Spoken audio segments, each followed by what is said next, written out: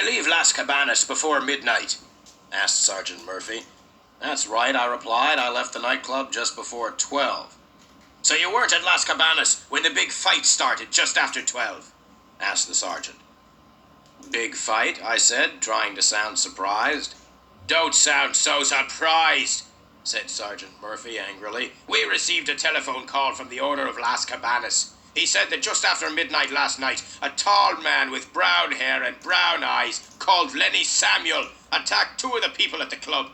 The owner of the club said that you then attacked and injured 3 cooks. Then you broke over 100 plates and a table and ruined food worth several $100s. I didn't say anything. I could not think of anything to say. "Did you really do all that?" Sergeant Murphy asked in a different voice. The sergeant sounded both surprised and pleased. "Did you really do all that on your own, or did you have men to help you?" "I did it all on my own," I said, beginning to feel a little proud of myself. "You know that you could go to prison for 6 months for what you did last night?" the sergeant asked. He was laughing as he said it. I wasn't laughing. I couldn't see anything funny about 6 months in prison. "Look," Sergeant Murphy said, "I'm not stupid." I agreed with the sergeant that he was not stupid. "I'm not stupid," Sergeant Murphy repeated, "and I know why you were at Las Cabanas last night. Benny Greep used to work there, and you went to find out about his death." I agreed with the sergeant again. It seemed the best thing to do. "Now," Sergeant Murphy said slowly, "I'm interested in Las Cabanas. The club is owned by people who are criminals, but we can't prove that they have broken the law. I'm also interested in Benny Greep's murder. Now, what I suggest is this. Tell me all you know about Las Cabanas and Benny Greep, and I will let you go. If you tell me all you know, you won't go to prison for the fight at the nightclub. But I want the truth, not the lies you told me yesterday." I took a deep breath and started to tell the sergeant what I knew. I told him about everything except Elaine Garfield.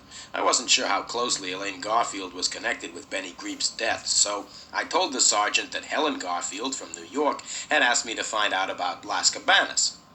Sergeant Murphy asked me for Helen Garfield's address in New York, and I said I didn't know it. Then the sergeant asked me where Helen Garfield was staying in Los Angeles. I said I didn't know. I told Sergeant Murphy all that I knew about Benny Greep, except that the drummer had known Elaine Garfield.